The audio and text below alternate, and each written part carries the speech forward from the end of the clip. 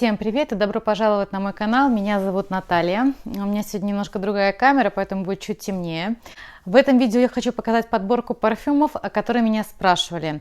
Главное требование было, чтобы недорого, на каждый день, не ниша, не люкс на вроде Шанель, Диор, Ланком, Герлен. Парфюмы от жизни, я бы сказала. Поэтому в этом видео я покажу вам парфюмы, которые, на мой взгляд, подходят под это требование. И мы с вами пойдем от самых недорогих по возрастанию.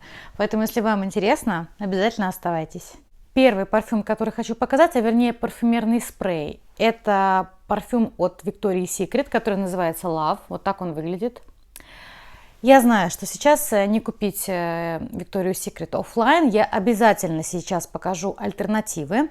Тем не менее, я считаю, что Victoria's Secret в этом плане флагманы, и у них одни из самых удачных композиций. У них очень много сладких ароматов, но вот конкретно этот не самый сладкий. Здесь это такая фруктовая композиция с абрикосом, я здесь еще чувствую кашемир, и в конце такие нотки пудры. Он никого не задушит, он легкий, он не навязчивый.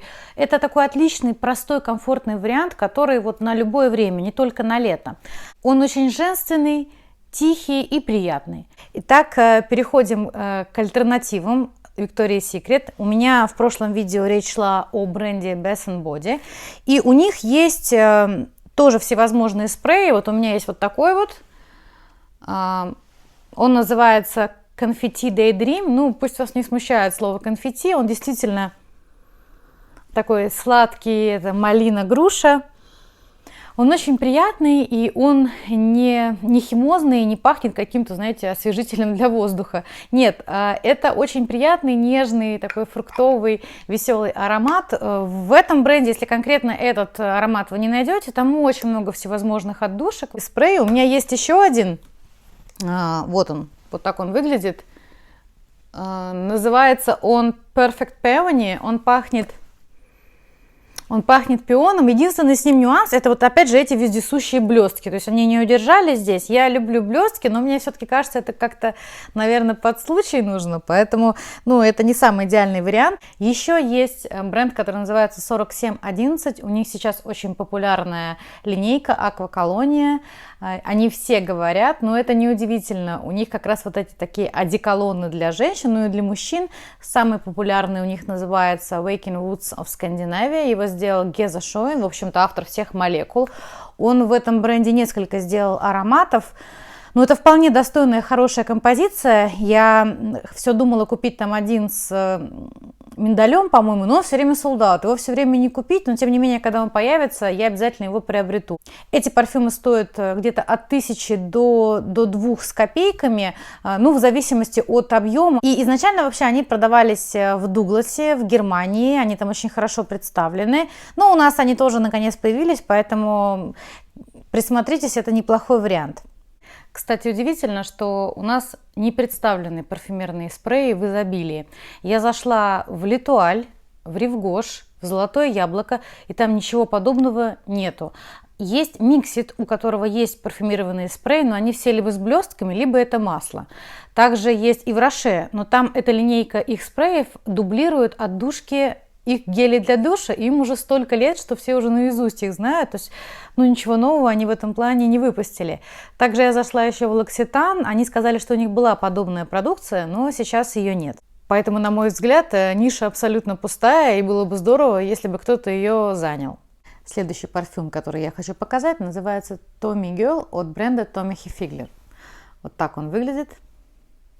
Стоимость его примерно от 2 до 2500 рублей за 30-50 мл на всевозможных сайтах. Этот парфюм вообще выпущен в 1996 году. Как вы знаете, сейчас модно вдохновляться 90-ми. И, кстати, знаете, на что он похож лично для меня? На парфюм от Wilhelm Parfumerie. Вот он. Это Room Service. Я все думала, что он мне напоминает.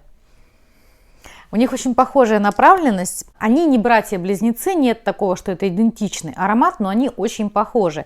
И, на мой взгляд, они похожи тем, что и там заявлен горький мандарин. Получается, что горький мандарин и я – дружная семья. Если серьезно, то в этом парфюме очень много разных цветов. Это такой лимонно-цветочный парфюм, не сладкий, который стартует, если в начале вот этой вот свежестью мандарина, там грейпфрут, и жасмин. И потом начинается вот этот цветочный аккорд. Это очень похоже на цветочный букет, который вам подарили, знаете, такой сборный. Прямо видно, что его собирали, не купили готовый. Здесь присутствуют ноты магнолии. Я очень люблю магнолию в парфюмерии. По-моему, у Estée Lauder есть отдельно парфюм про магнолию. Вот эта вот достаточно сложная композиция, которая есть, именно по нотам, по крайней мере то, как оно заявлено, не дает ему скатиться в откровенный цитрус и уж совсем в такую цветочную нежнятину.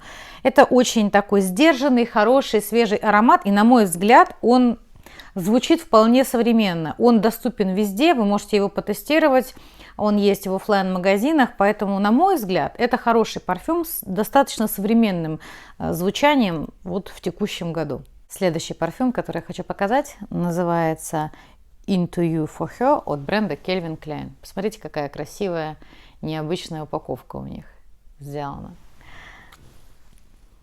На мой взгляд, это, наверное, один из самых таких немного недооцененных ароматов в своей категории, потому что он звучит достаточно сложно. Я не хочу говорить вот такую заезженную фразу про «стоит недорого, пахнет дорого». Нет, здесь все-таки просто достаточно сложная и сбалансированная одновременно композиция. Лично мне он пахнет ванилью, орхидеей. Чуть дольше, я просто знаю, как он звучит. Он начинает пахнуть такой вот какой-то деревянной нотой, да, очень приятной. И есть здесь бергамот. На мой вкус, все-таки бергамота здесь чуть-чуть многовато. Если бы его положили чуть поменьше, было бы вкуснее. Но, тем не менее, за ту стоимость, которая есть, это примерно 2300-3000 рублей. Я видела, он продается. Я считаю, что это очень достойный и приятный аромат. Он является противоположностью, например, вот Томми, да, который все-таки про свежесть и цветы. Здесь это все-таки про амбру, про орхидею, про ваниль, про какую-то такую вот сливочность. Да. Он не является каким-то невероятным, да, чемпионом по стойкости, нет. Он, наверное, несколько часов держится, его нужно обновлять. Тем не менее, я считаю, что это композиция, которая очень хороша за свою стоимость. Если закрыть бутылку, да, и название бренда, и принюхаться, то вполне можно было бы сказать, что это что-то вот сделанное из ниши с современным переосмыслением. Поэтому, если у вас есть возможность познакомиться с этим парфюмом, потестировать его, понюхать, прям попробуйте. Он достаточно доступный. Он не очень сильно разрекламирован, и в этом плане есть и преимущество. Это означает, что не все будут пахнуть им, да. Помните, когда только появилась эйфория от Calvin Klein, она была безумно популярной, все душились этим парфюмом. А вот с этим, вот я не помню какого-то массового ажиотажа по поводу него. По крайней мере, вот на моей памяти ничего подобного не всплывает. Так что я считаю, что это хороший вариант про ванильные такие парфюмы, но не слишком сладкие. Да? Я не скажу, что это гурманский аромат, как по мне, поэтому вот присмотритесь. Следующий парфюм называется Eros Pour Femme от бренда Versace. Посмотрите, какая красивая упаковка, посмотрите, какая красота. У меня была маленькая travel-версия, сейчас у меня полноценная, плюс есть еще крем для тела. Особенность этого парфюма в следующем. Его создали в качестве женской версии известного парфюма Eros для мужчин от Versace. И создавали его в том числе Натали Лорсон и Оливье Кресп. Это очень известные парфюмеры, как вы знаете. И, конечно же, когда над парфюмом работают очень известные люди, композиция не может состоять из 2-3 нот. Нет, здесь большая очень композиция. Я ее, наверное, подпишу, чтобы вы могли ознакомиться с этим.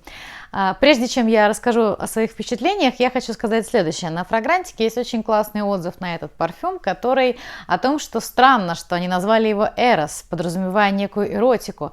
Было бы логичнее назвать его Психея, да, по древнегреческому мифу, когда Эрос влюбился в Психею. Это достаточно длинная и красивая история, которая легла в основу многих, кстати, сказок. Так как этот парфюм, он совершенно не вписывается в представление о таком, знаете, вечернем или томном, или даже эротичном парфюме. Например, очень часто такими парфюмами называют Делину, Пуазон, Диор Эдикт, Лянтерди, Теренцы, очень многие парфюмы, да. Чаще всего речь идет о каких-то сладких парфюмах, положенных на какую-то очень такую мощную базу, которая прямо вот звучит. А здесь Жасмин, и мне немножко пахнет пионом, я очень люблю пионы. Мускуса здесь я вообще не чувствую, но это парфюм скорее не про эрос, а про строгость, про разумную, женскую, уместную строгость. Это про строгость женщины-руководителя, про строгость мамы, про строгость тренера, про внутреннюю собранность студентки, которая защищает свою работу, например, или когда вы на сцене. То есть этот парфюм про какую-то внутреннюю собранность, да, когда вы в состоянии сказать, а сейчас мы делаем вот так, и вы не только говорите, но и делаете. Этим парфюмом я активно пользовалась летом, потому что он отлично звучал летом, в какую-то в жару, вот в сильную, очень хорошо, на мой взгляд, он раскрывается, я чувствую здесь вот это вот пион, жасмина здесь совсем чуть-чуть, и он здесь такой идет таким легким, приятным аккордом. Он немножко колкий такой за счет вот этой цитрусовости, да, но при этом здесь есть немножко сандала, да, но он не является здесь главным таким аккордом, как по мне. По стоимости примерно он в районе 5 с чем-то тысяч стоит, я вижу в онлайн-магазинах. Он есть в разных размерах. Обязательно познакомьтесь, попробуйте. Будет интересно, если вы уже его пробовали и что вы о нем думаете. Последний аромат в этой подборке, он же самый дорогой, стоит он в районе 7-7,5 тысяч рублей. Это парфюм Daisy Eau So Fresh от Marc Jacobs. Это прекрасный, известный аромат, который, мне кажется, в первую очередь прекрасен своей невероятной упаковкой. Ну, посмотрите, какое вообще удовольствие и счастье пользоваться вот таким вот парфюмом, который у вас стоит. Это отличный, ежедневный, цветочный аромат, который дарит хорошее настроение. Мне он пахнет таким зеленым лугом, он мне пахнет фиалками, и здесь немножко...